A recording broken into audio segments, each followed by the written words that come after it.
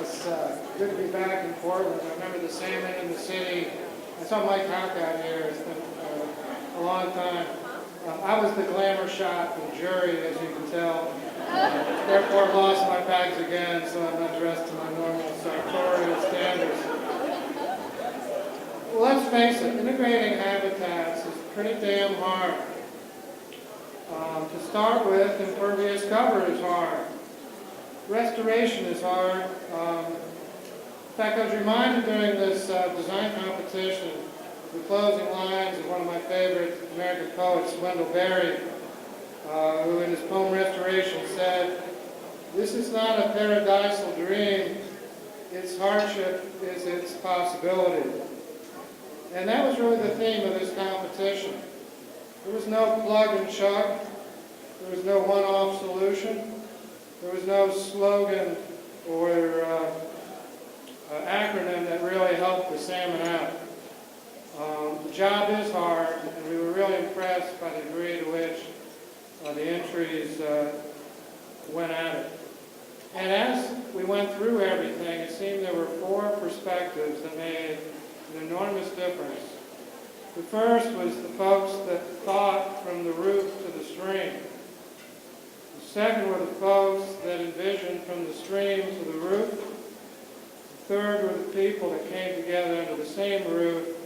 And the fourth that were wise enough to leave that roof and go out to the stream and find out what really matters. Let me discuss each one of these in turn. The good designs took a common path and to think about reducing stormwater runoff incrementally as one moves from the rooftop to the stream, essentially replacing a traditional piece of stormwater infrastructure with an alternative, a sustainable one. So think asphalt roof, green roof, roof leader, rain tank, compacted soil, composted soils, curb and gutters, grass channels, storm drain pipe, dry swales, drainage channels, linear wetlands, floodplains, stream corridors, and greenlands. Now salmon, of course, take a reverse view. They look from the stream to the roof. And the good designs that were a recurring theme for us were the ones that look for opportunities to retrofit or restore, progressively moving up the stream network through the uplands into the neighborhoods.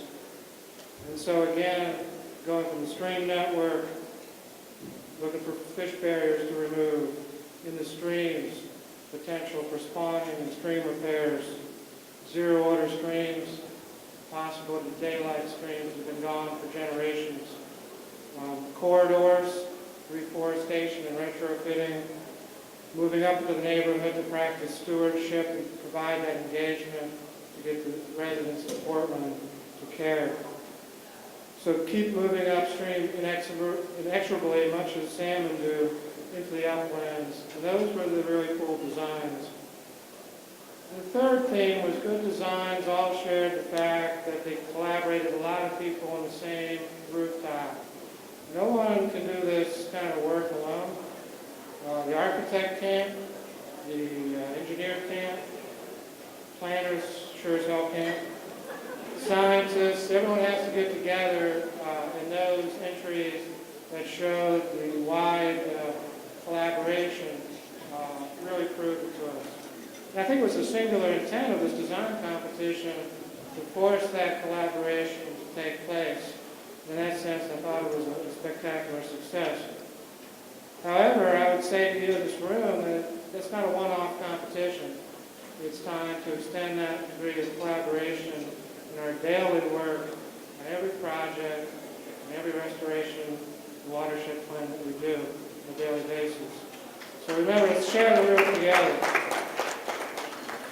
And lastly, remember that what we're rewarding tonight are designs.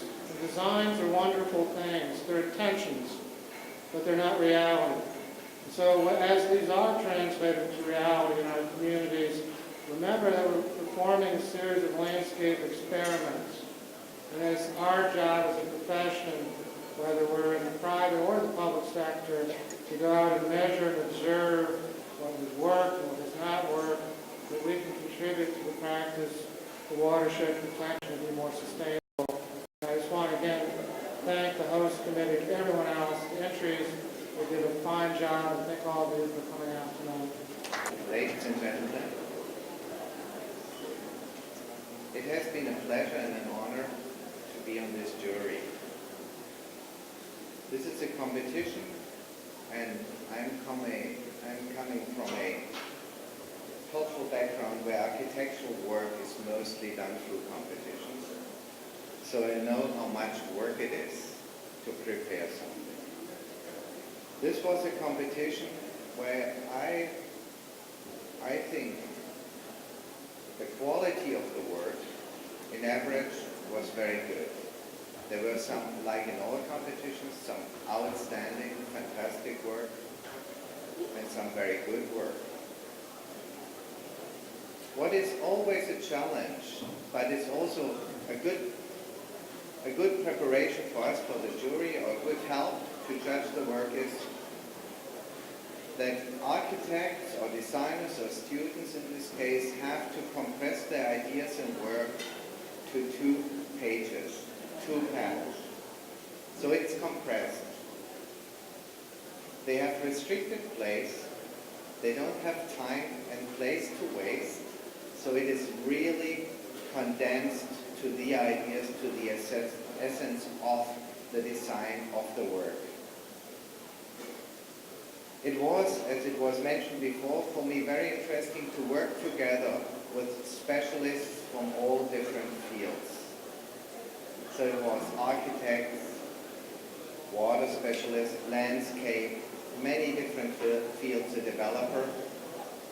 And you usually don't have this kind of interdisciplinary thinking and working unless you do a big project where you have all the specialists.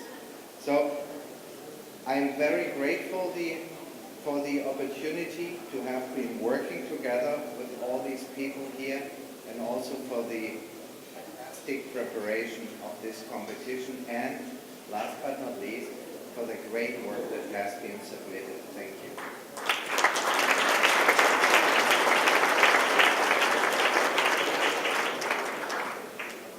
As Josh said, I'm a landscape architect, and I work from the standpoint of landscape ecology. And so I want to close this part of our remarks here really speaking about the habitat part of integrating habitats. How extraordinarily forward-looking that idea is, and it's much more than an idea here in Portland Metro, but also really how fundamentally important it is.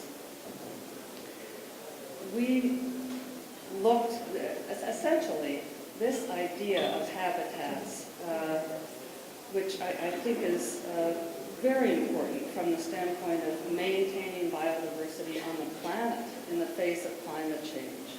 What happens here in the Portland Metro in the next 40 years as habitat has that kind of status, as it does really in every large metro area.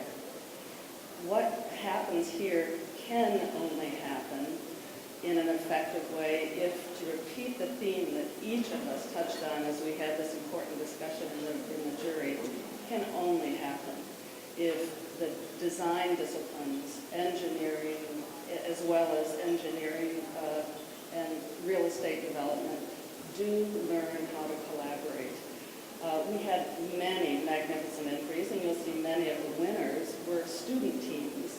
So I think the onus is not only on those of us who are in the midst of our careers now, but frankly, it's on all of you who are students to push us, so that you learn how to collaborate across the disciplines in school. And it isn't something that you have to discover and invent for yourselves later on. It is really just too fundamental to the real effectiveness of the design disciplines to have to leave it until after you get professional accreditation. The genius of this work was in the collaboration. The reason I think it has to be design work is that one of the reasons that habitats can be sustained in urban areas is because of the wonderful experience it provides for the people